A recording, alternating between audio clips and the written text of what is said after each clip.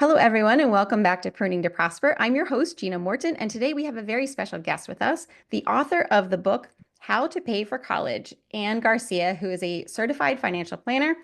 Ann Garcia has helped thousands of families save millions of dollars on college. She is a fee-only financial planner and the author of the critically acclaimed How to Pay for College and sought-after media guest who's been quoted in the New York Times, the Oregonian, and U.S. News and World Report, to name a few, and recently launched an interactive online course to help parents and their advisors affordably build savings for college and applying for aid into their broader financial plan. As a parent whose twins just graduated debt-free from their top choice colleges, Anne's expertise expands beyond FAFSAs and 529s. She understands the emotional components of helping your child set and achieve goals for their future. Outside of financial planning, Anne is an avid runner, skier, and fan of middle school rock concerts. I love that last line, Anne. And where are you joining us from today? California? I'm in Portland, Oregon. Oh, you're in Portland. Oh, sorry. For some reason, I had California in my head.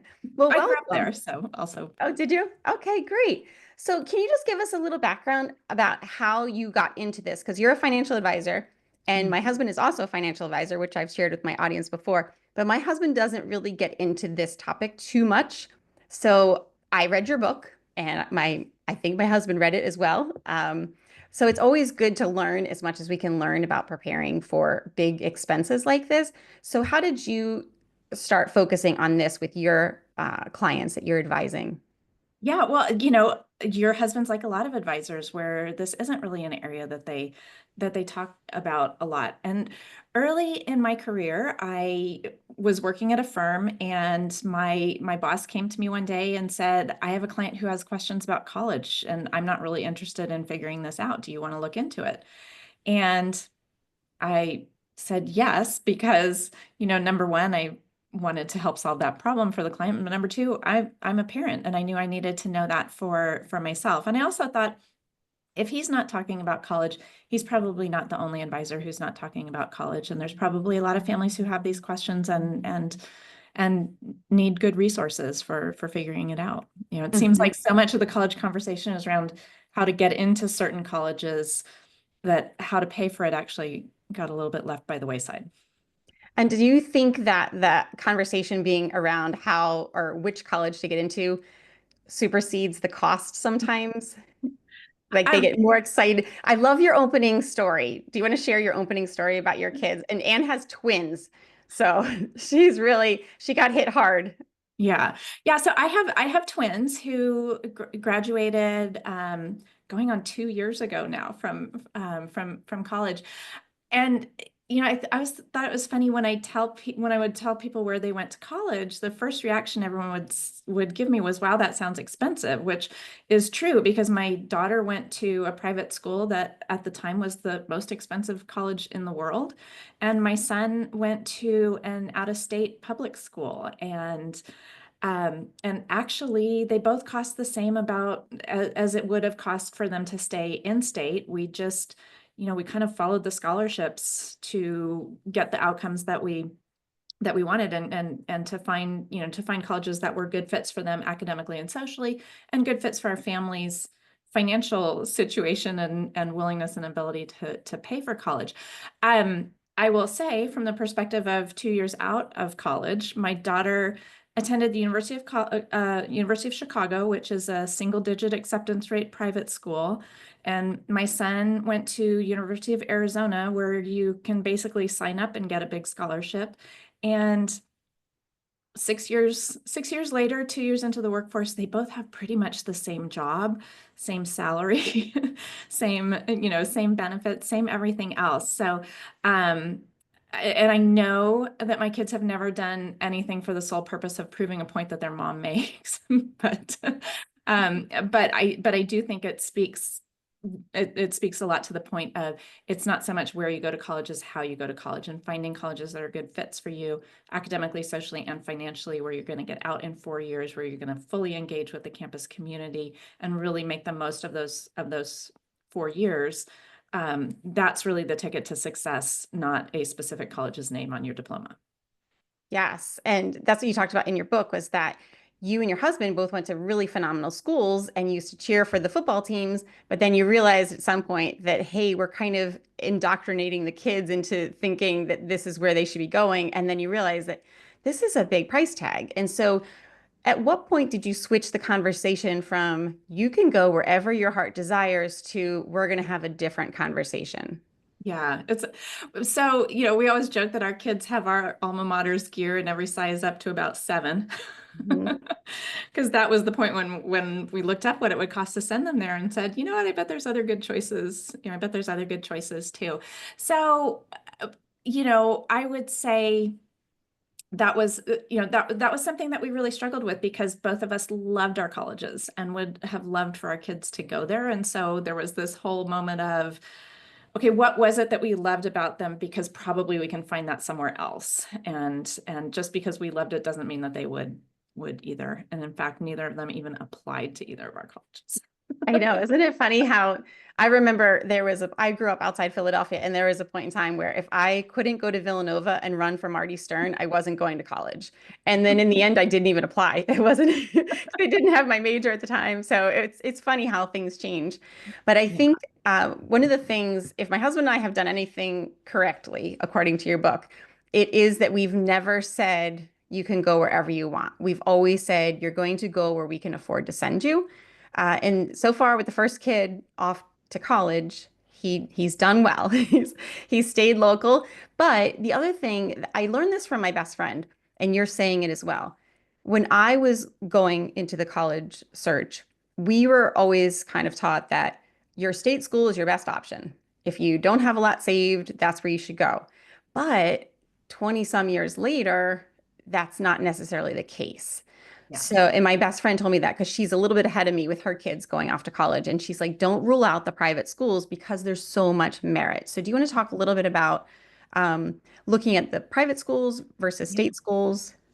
Yeah, absolutely. So I think as a starting point for that conversation, let's talk about scholarships that kids get, because the way that you're going to bring your college costs down is by getting scholarships from the colleges themselves. The best scholarships out there are the ones that the colleges themselves provide.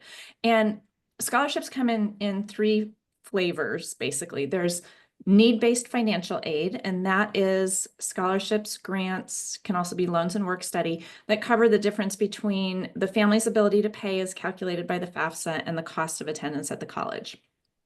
The next big bucket of scholarships is institutional merit scholarships.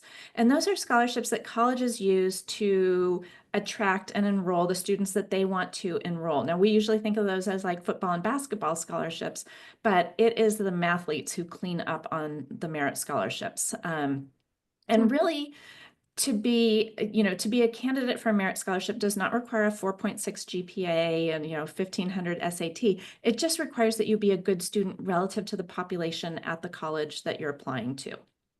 So my son, for example, had a 3.5 GPA in high school, maybe on a good day, and he got a merit scholarship to college. So it's all out there. The third type of scholarship is what's called outside scholarships. And those are scholarships that are just offered by anyone other than the college.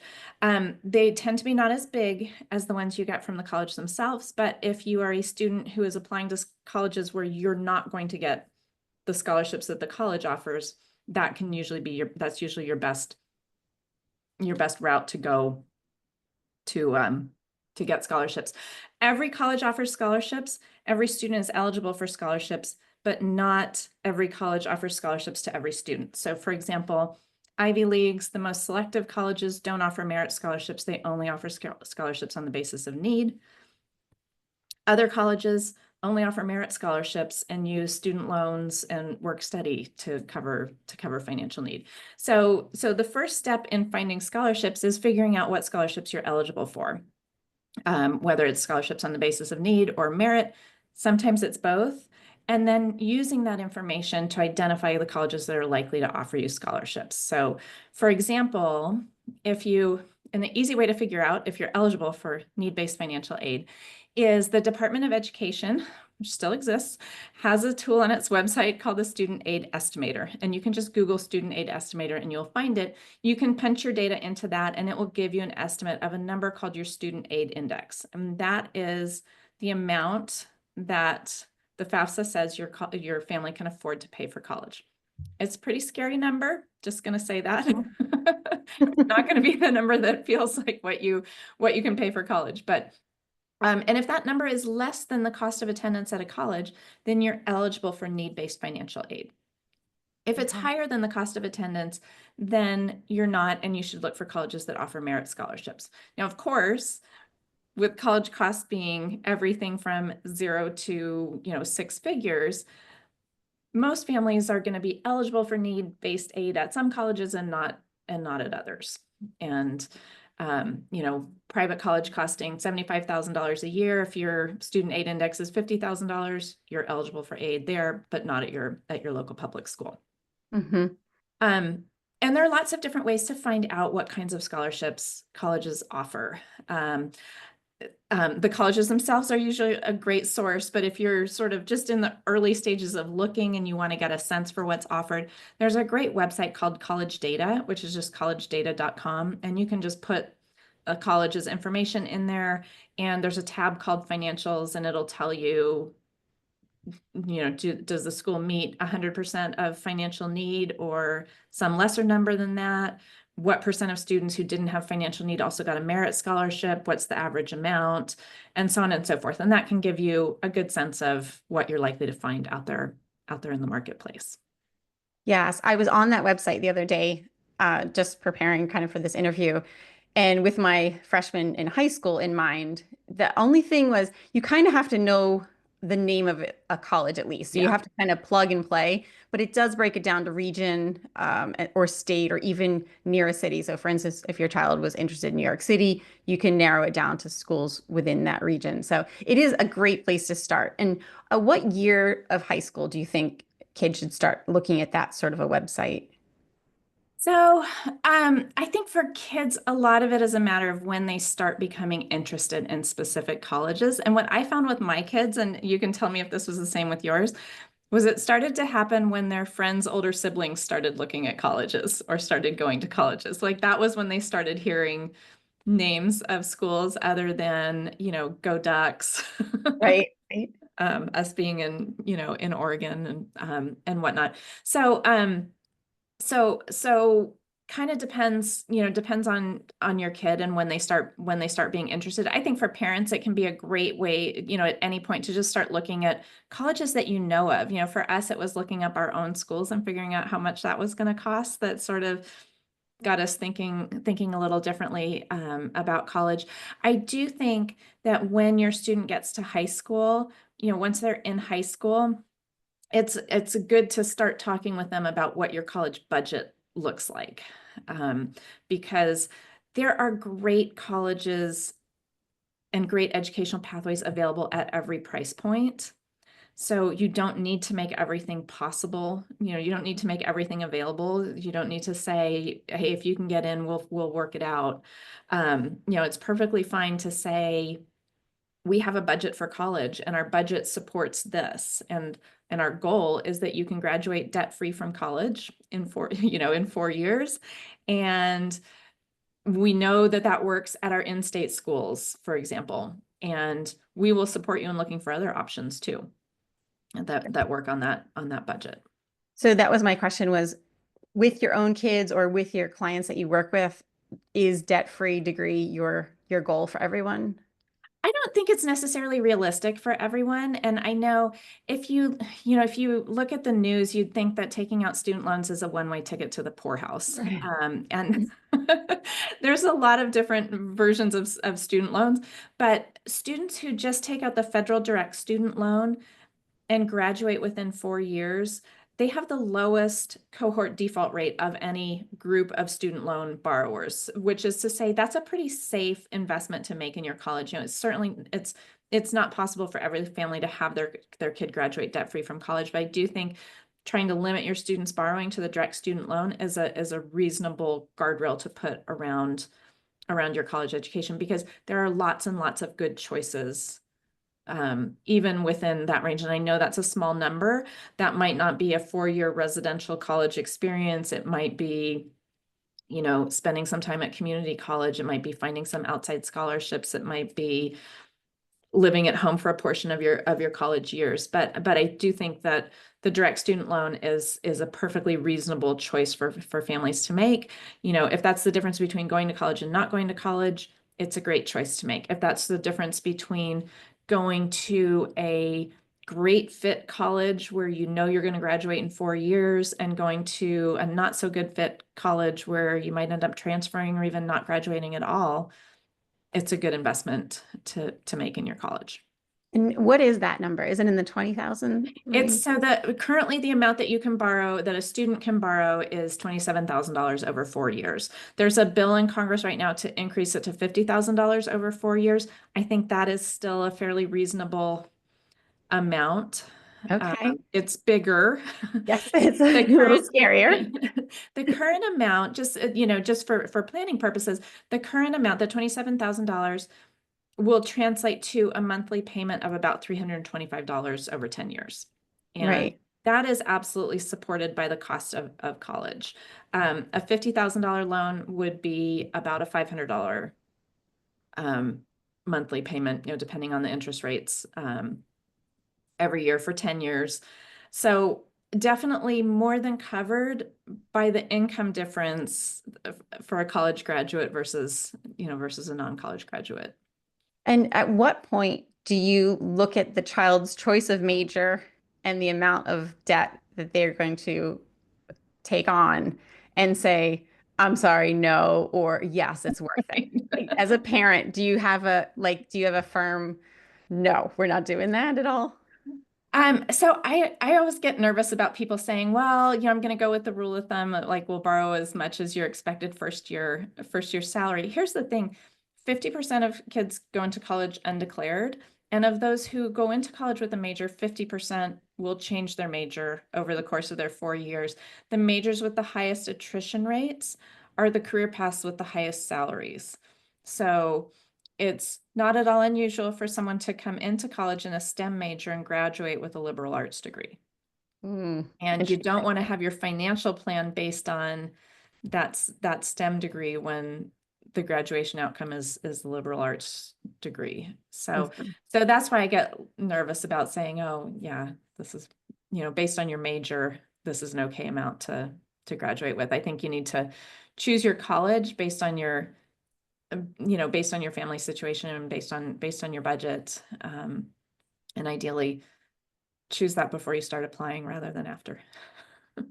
And like how much should you weigh the college experience? So for instance, my son is only 20 minutes away, but he Hmm. lives there.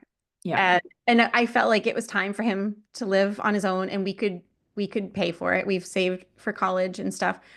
But at what point do you say, you can go to this school, but we want you to live at home? Do you have those kind of conversations with your clients? Yeah, it's funny because we talk about so many things about picking a college, right? It's, do they have the major you want? Do you want an urban or a rural? I think the thing that is most likely to lead to a successful college experience is, are you going to make friends there? Okay. Because those are the people who are going to carry you through 4 years. Um, and those are friends are usually the reason why, when you have your first hard midterm or final that you don't do well on, or paper that doesn't get a good grade, or, somehow you're not feeling successful in school, or something else goes wrong, those are the people you're going to want to come back for. And I know with my kids, that was a lot of what drew them to their colleges and a lot of what made their college experience sticky for them. I mean, my daughter fell in love with her school when she heard that they have assigned tables for the residential colleges in the dining hall. She's like, "Oh my gosh, Mom, no lunch table drama." Yes. Oh gosh. I'll be glad when that's over. So yeah, it is, the little things like that that can make or break it. And it's funny you even say that because my high school was pretty much a unicorn. I went to an all-girls Catholic high school outside of Philadelphia. And I was first generation college.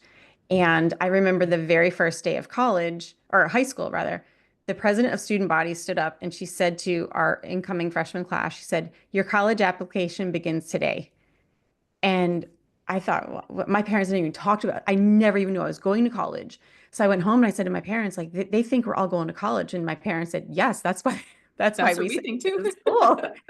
And so I have to give my high school so much credit because and tell me if what I'm saying, how much of this has changed over the years, because I really don't feel like I have a good grasp of what colleges are looking for. But my high school, they, it was faith-based, but they were also very service oriented. They were very academically driven. So I ended up getting a full scholarship to our local state school here, and it was half academic and half community service. And it was my last choice school. But I went because my parents didn't have a college fund for me. And I really didn't love it. And exactly, but I knew I had no other options really. Once I was there, I was like, I'm committed to graduating from this place. But it's so funny you say about the friends because my mom said to me, she could tell that I was struggling.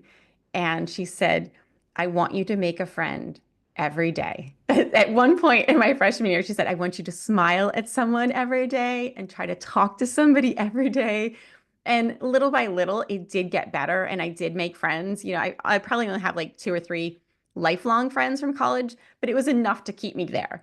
So Yeah. I think that's funny you say that because it's something I've never considered for my kids. But um, even from what you see them going through in high school, you can kind of say, let's do this differently for college. And already my daughter knows that she wants a bigger school. She's Yeah. in a pretty small Catholic high school, and my son went to the public high school, but he was a COVID kid. So his whole Mhm. freshman year, he was at home. Second year, it was that 50-50 where the last name dictated what day you went to school. So it wasn't until his junior year that I even stepped foot in the place. So it was Yeah. just a totally weird situation for him. And I think if I could share with my audience any mistakes we made with my son, it was that he always thought he was going to go military, and we kind of put our eggs into an academy. And he did get two nominations, but in the end, he didn't get in. And so then it was a quick shift to a private school. And so he did, God bless him, he did get full tuition and we just pay room and board. However, if he had applied sooner, which I know you talk about in your book, I do believe he would have qualified for a full tuition scholarship. They offer five, I believe, full scholarships at his school, and it's all based on leadership in high school. So, two things I'd love for you to touch on is one, the importance of applying and when we should apply, and two, what are these kids doing that are getting these full scholarships? Because I know for my son, he was a very unique situation. Like I didn't know this, and I'm not a grade person. Like I really don't look at my kids' report cards. I just say, are you a good person? Are you trying your best? Did you give your all? And if their grades, do start to sink, then I'm like, okay, let's rally the troops here and get you back on course. But knock on wood, all my kids are very studious and they're self-driven. He, however, told me after he graduated from high school that he only made honor roll one semester in 4 years. And he still got two nominations to the Naval Academy. Like he got two congressional nominations. But he went to Africa for a service project with his buddy who was doing his Eagle Scout project. My son is an Eagle Scout. And he made a film in high school that premiered at high school. And he had, oh gosh, I want to say over 100 faculty and students and staff in his movie. So it was like the ultimate leadership Mhm. experience that he did. So I really think that's what got him the scholarships that he did get. So poke some holes in my theory. Like what are Well, these kids doing? When should we apply for these scholarships so that we're giving them the best chance to have the least amount of debt if we have to take on debt? yeah, I think it's a great point. I mean, what your son did was something unique that made him stand out from the pack. I always remember a few years ago, my kids were really little. My niece came out to Portland to look at one of the local colleges here, and we did the tour, and then we came back and we sat with the admissions director, and somebody asked the question, "How do you stand out in the applicant pool here?" That was one of the questions from my Facebook group. So thank you. And he said, now, knowing this is a small private liberal arts college, he said, if you want to stand out in the applicant pool, don't collect eyeglasses for developing countries. Don't start your own lawn care business. He said, those are all great things to do, but you won't stand out in the applicant pool. He said, we had one student who worked full-time at McDonald's to help pay for college.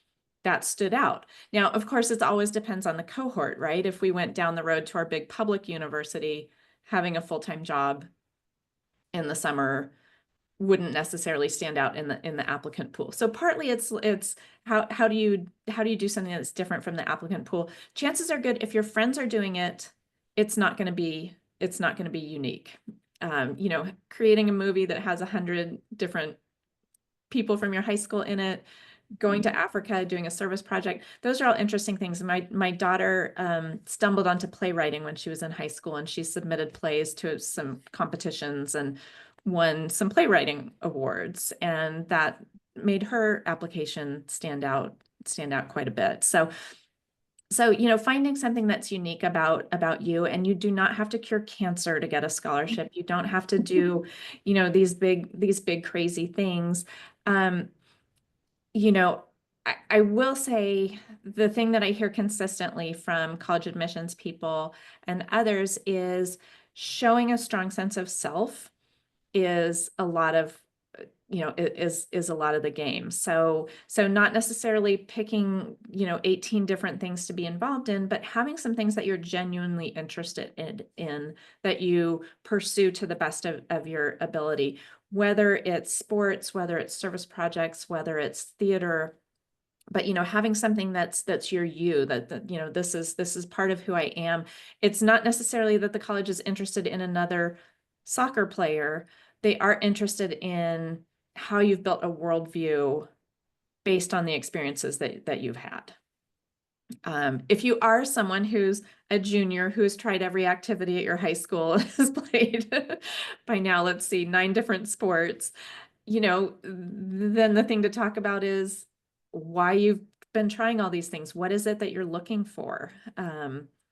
Where is it that you're trying to go with that? But some sense of self is usually really, really beneficial. Now, admissions and scholarships are two different things, right? So there's standing out in your admissions essay, and then there's actually getting scholarships. And that, unfortunately, because we have this totally fragmented, every college does it for themselves system, there isn't like one, do this and you'll get this, you'll get this scholarship.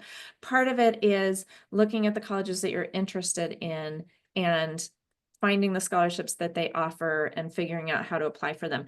Now, you are applying for the majority of scholarships that your college offers when you submit your application and your FAFSA and your CSS profile, which is an additional financial aid form that some colleges require.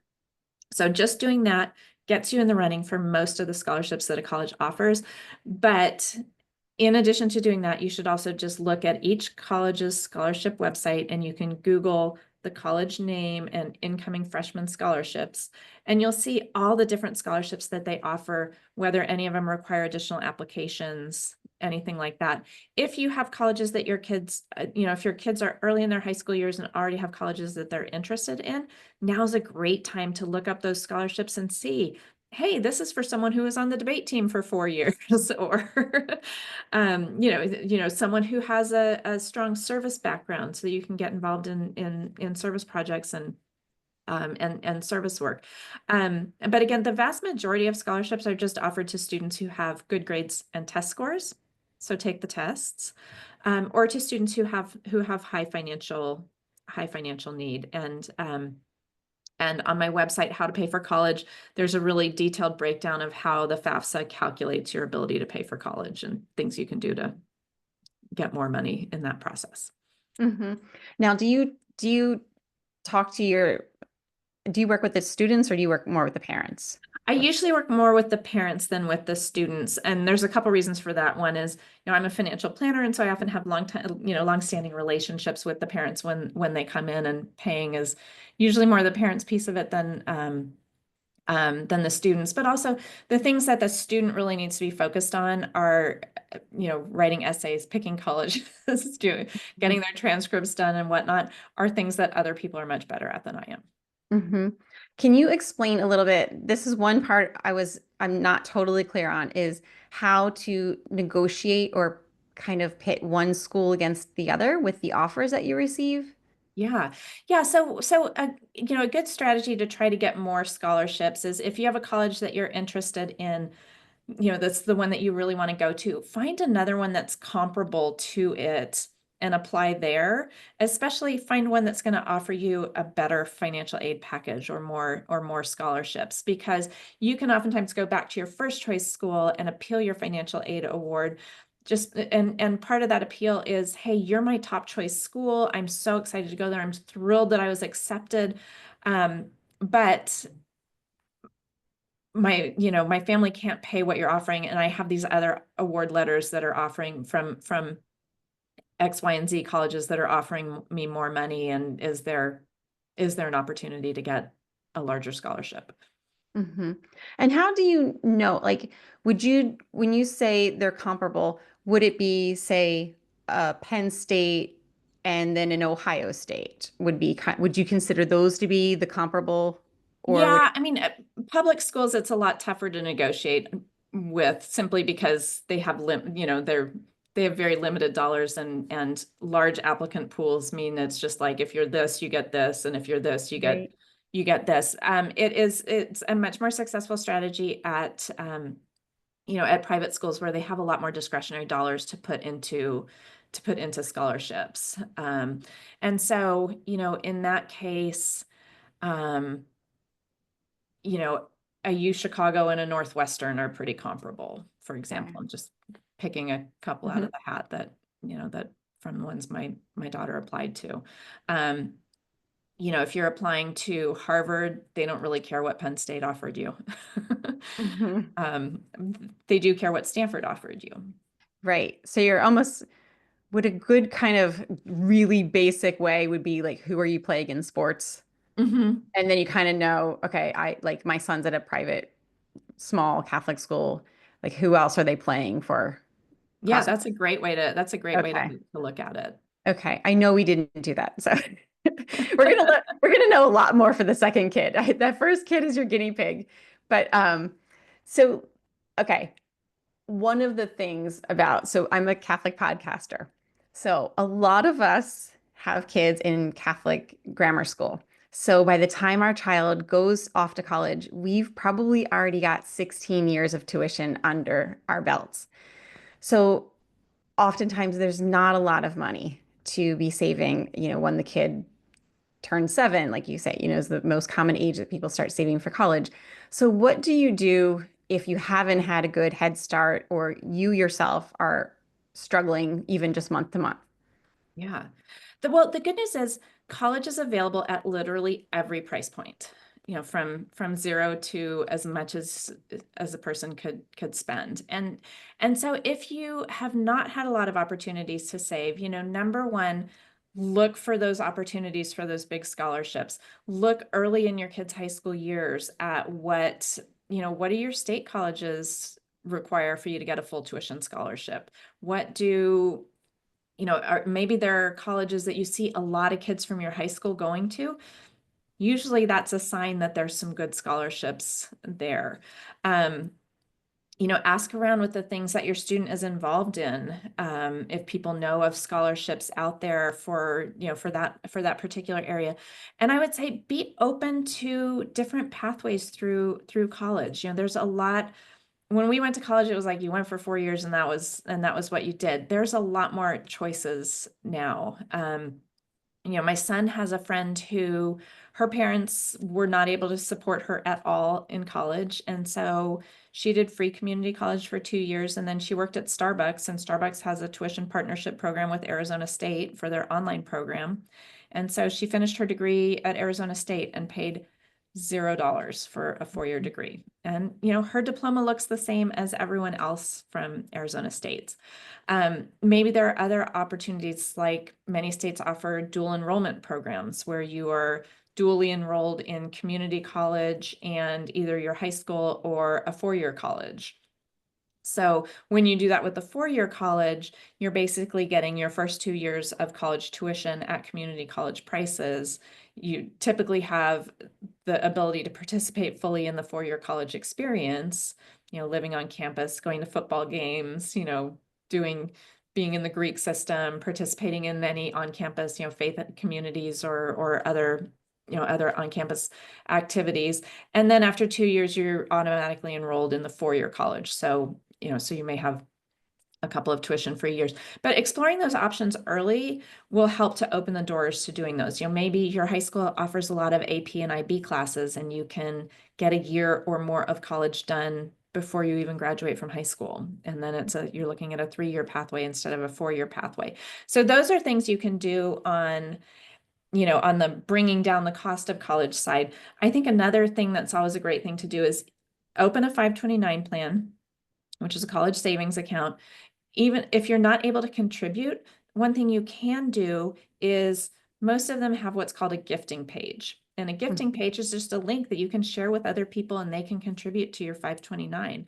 Your kid's birthday, Christmas, other gift giving occasions, send out that link and say, hey, we don't need toys. What we do need is to support our child's education. And that's what we'd like you to do. Yeah, I agree. It's such a great thing. And so many times, like, I don't even know what to get my kids for Christmas, let alone what to tell aunts and uncles and grandparents. It's like, well, let me go first, you know? So it is a great way. And I think the earlier you have those conversations, the more your family just kind of gets used to it. Like, oh, this is what we do. It's so funny because I don't need any financial help from my parents or anything like that. But my mom was staying with me after she had some health issues, and she just saw how so my kids are in Catholic elementary school, but oftentimes there's a dress down day where you pay $1 and you get to wear street clothes, right? And my mom was here and she saw enough that, it's 6:30 in the morning and I'm scrambling for $3. And so she said she gave me this envelope of 100 $1 bills, which doesn't sound Love like a it. huge gift, but it took me 2 years to get through that $100, but it was just such a gift because um, it saved me, every random Tuesday when the kids are like, I need $3 or I'd be like, wait, let me go get grandma's money.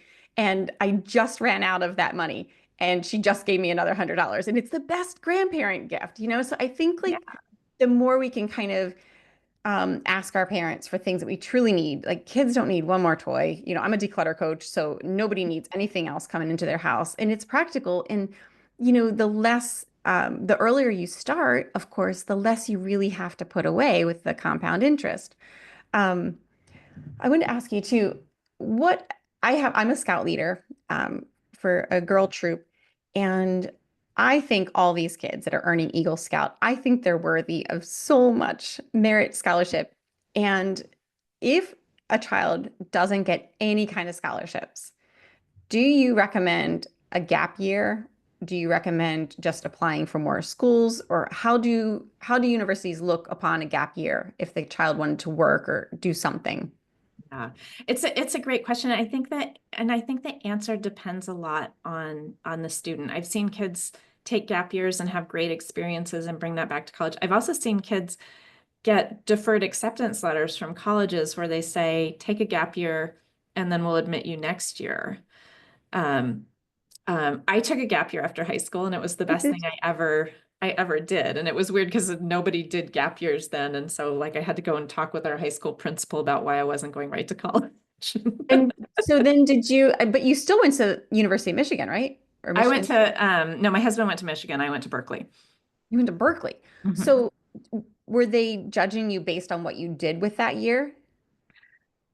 Not so much, although I did coincidentally get a scholarship because of it. Okay. So what did you do in your gap year? Everyone wants to know now. I was an exchange student. Okay. So I spent a year in Germany as an exchange student Okay. between high school and college.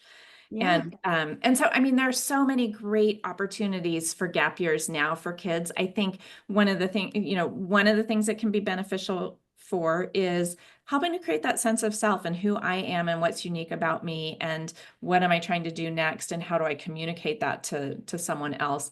Now, granted, when you go to do that next application cycle, you're going to be doing it in the fall of your gap year. So you won't have a whole lot of that experience to incorporate into that application, that Common App statement of purpose, and all of that, other than, here were my hopes in doing this.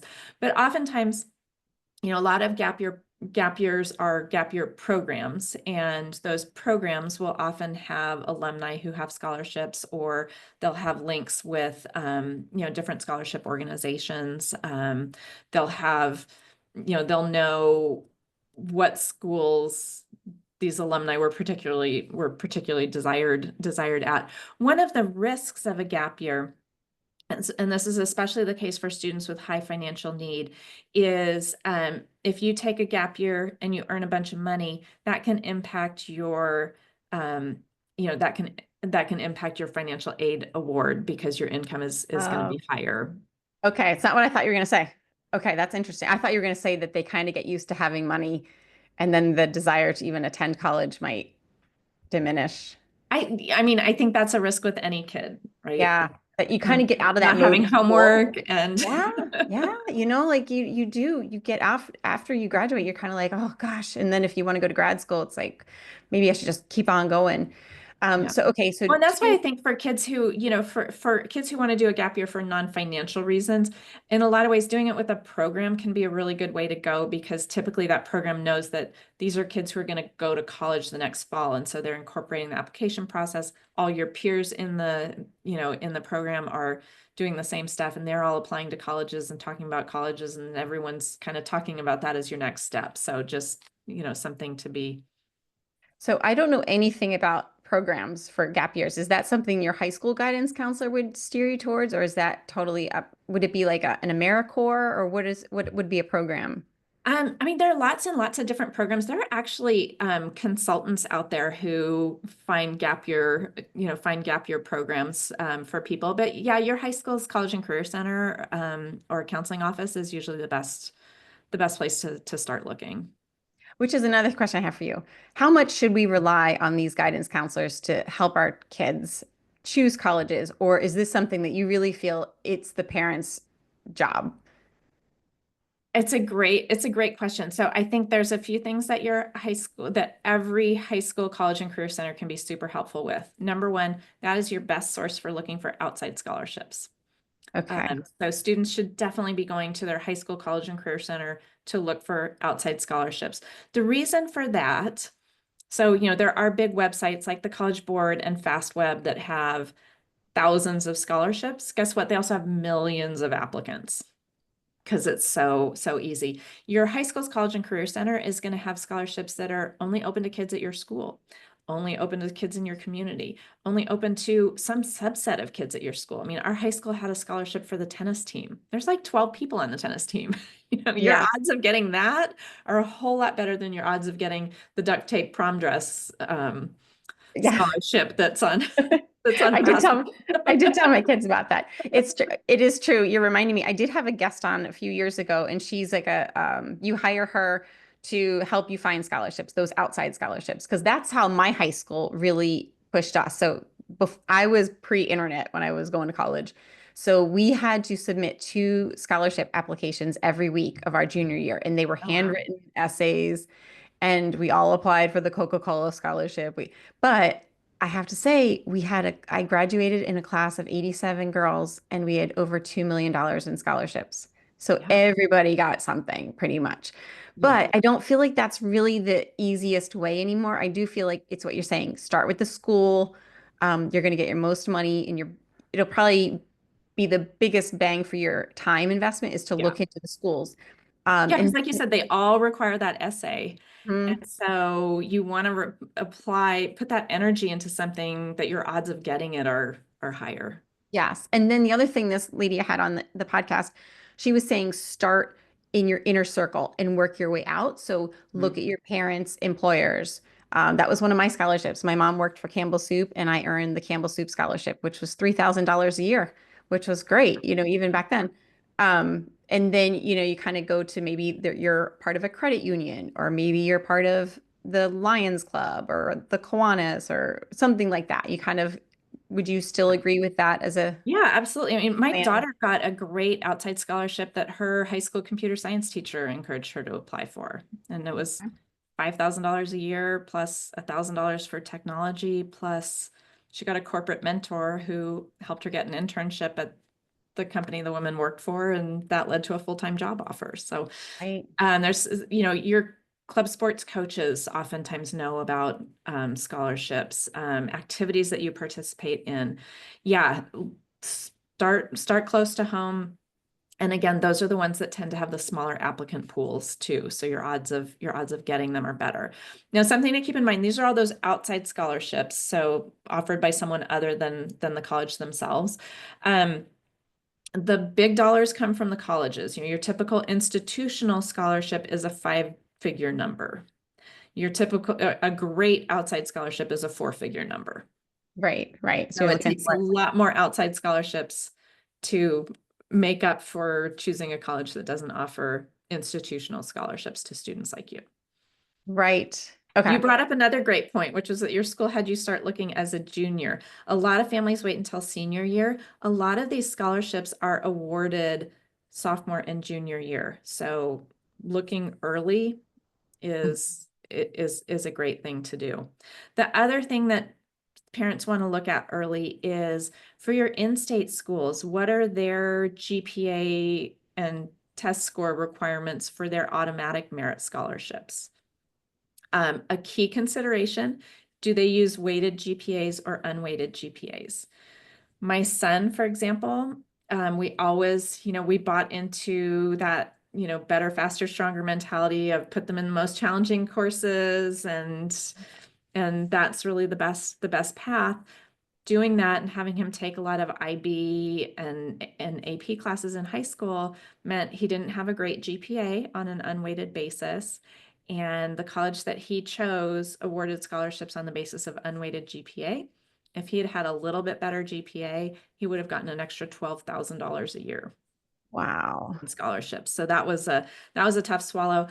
I, as a parent, would have spent a few less nights, listening to him cry over his homework or say I'm the dumbest person in any of my classes I too. know, and we do have to weigh that, like what is the bragging rights of an AP class versus the mental health of your child getting through Yeah. that AP class. So we've Yeah, been and through crazy all. story. So my son, he was just not a good match for advanced classes in high school. He failed high school calculus. In college, he was a statistics tutor. Mhm. So, You just have to find some your. kids don't have the academic maturity for classes that require 2 hours of homework every night. Mhm. It's very true. I wanted to ask you two more questions before we said goodbye.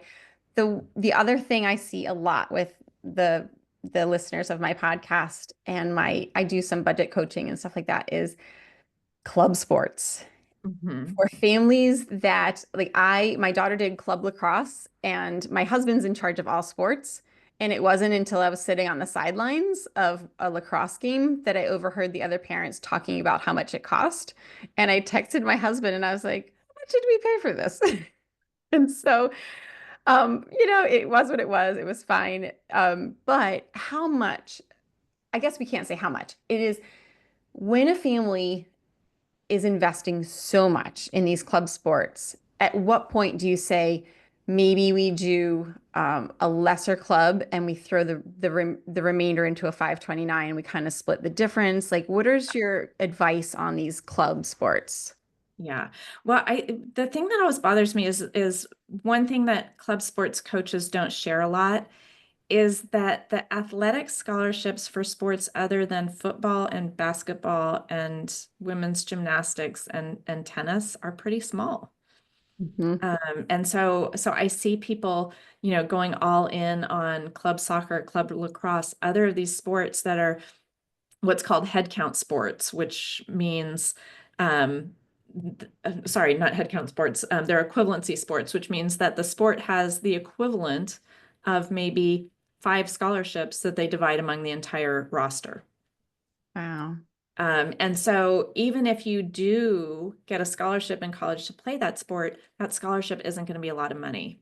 I mean, I've met countless former college athletes who were $40,000 in debt after their first year at a D1 school and transferred away from there. So it's um it's yeah, It's a it's a lot of money, and it may be better directed somewhere else. You know, colleges really don't value in the admissions process sports unless that person is going to be a varsity athlete at the college, unless they're a recruited athlete. But 4 years of club soccer, 4 years of club lacrosse, and then you might play on a rec lacrosse team. It's not going to be a difference maker in the admissions process. Now, if sports is how your student engages with their surroundings, with their community, how they make friends, that's a different consideration. But I would say if you're thinking that this is what's going to pay for college, it's worth having a look at the NCAA website and seeing how many scholarships, what the equivalency number for your sport is, to get a sense of what those, what that scholarship's likely to look like. A lot of colleges will offer everyone on the team a scholarship, but it might be $500, just so right. everybody gets to have a signing day at their high school. But Oh, okay. I see those things on Facebook, but we don't have, I did not give birth to athletes, so I don't really think I'll have any of those signing days in my future. I love, my kids are all very unique, but no big athletes in my house. So, all right. So my final question is, what do you say to your clients that are tempted to refinance or do a HELOC or pull out of their own retirement to make Junior's dream come true? I heard someone else say, it's important to crush those dreams early. Yeah, Um, I my wouldn't kids would use say I'm good at that. I wouldn't use those words for it now, but my gosh, when you think of refinancing your house, if you have a mortgage from 5 years ago that's at 3% interest rate and you're going to refinance it at 6.5, 7%, just, stop it right there. Um, the most important name that goes on your kid's college diploma is their own. So making the choices that get them to a 4-year degree is really far more important than making a choice about which institution they get that degree, that degree from. One of the fastest growing body of student loan debtors and the fastest growing segment of troubled student loans is Parent Plus loans. And those are loans that parents take out to pay for college. Parents can borrow up to the full cost of attendance. That is also and so you have a lot of families where, they did this for the first kid, and then kids 2, 3, and 4 came along expecting the same thing. And suddenly, the parents have the equivalent of a mortgage in student loan debt. Oh, and by the way, they're 60 and hoping to retire soon. People are having their Social Security benefits garnished to pay back student loan debt. I mean, there's just, you don't have, as a parent, you don't have time to make up for bad financial choices that you make. But I do think this gets back to a phrase you brought up earlier, which is having a conversation. Have conversations with your kids about your expectations for them going to college, your hopes for them going to college, and your ability to support them going to college. And you can start having those conversations at really early ages, as long as you're age appropriate. Preschoolers, kindergartners don't need to know about student loans, but a great conversation to have to start creating the expectation of college is, hey, there's thunder and lightning out. I never knew why that happened until I took a meteorology class in college. Or, hey, we're getting together with my friend Kelly. Kelly and I met when we were in college and we're still friends. Isn't that great? I made so many great friends when I was in college. Talk about that. Once they get to middle school, that's a great time to start talking about things like, hey, we're saving for your college because it's really important to us that you have the opportunity to go, and college is really expensive. So there is going to be money there to help you get through college, but you probably won't have an unlimited set of choices of where to go. Mhm. Once they get to high school, start having those conversations about what the budget actually is, and having them from the perspective of goals as opposed to constraints is a lot more empowering to your kid. So, I think I said this earlier, we can afford to get you through our public schools without you taking on any student loan debt, and we'll support you in finding other options that work within that budget as well. The problem is if you're not having those conversations, they are having them with their friends. And what they're hearing from the outside world is that there's certain schools that they have to go to. Mhm. And so, if you can be taking the lead on those conversations and on framing your students' expectations, I think you're going to come up with a lot better results. I agree. I totally agree. And I think it's never too early to say, start talking about that compound interest with retirement. That's always my big fear is that these kids are graduating with so much debt that they can't afford to save for retirement. Yeah. And those first years are so crucial. Like I only worked, I think 5 years because I was a stay-at-home mom most of my life here, but yet I banked it. I saved 20% of every salary I ever had, just because I knew I was going to be a stay-at-home mom someday. I didn't even meet Dennis yet, but I knew I was going to stay home. And that's added up over these years, Yeah. it's been good. So I think this is a great chance for parents to have. It might be your first financial conversation, but it's a great first financial conversation if it is. I mean, it's always better to start yesterday, right? But if not But today's today, the next best choice. exactly. So, Yeah. Anne, thank you so much. If people want to work with you, tell us where they can find you or take your course. Yeah. So the best place to find me is my website, howtopayforcollege.com, or my book, How to Pay for College. Either either one is a good place to find me. My website has a whole bunch of free resources. It also has a link to my course, and we can have a 10% discount code for your listeners, Oh, thank you. um, which I will send to you and you can include in the show notes. Great. Thank you so much, Anne. All right. Well, I know that I'm going to have a ton of interest in this topic and a ton of questions. So thank you so much. And I wish you all the best and congratulations on getting your own two through college debt free. Well done. Thank you, and thank you so much All for right. having me. Oh, no worries. Thank you for coming.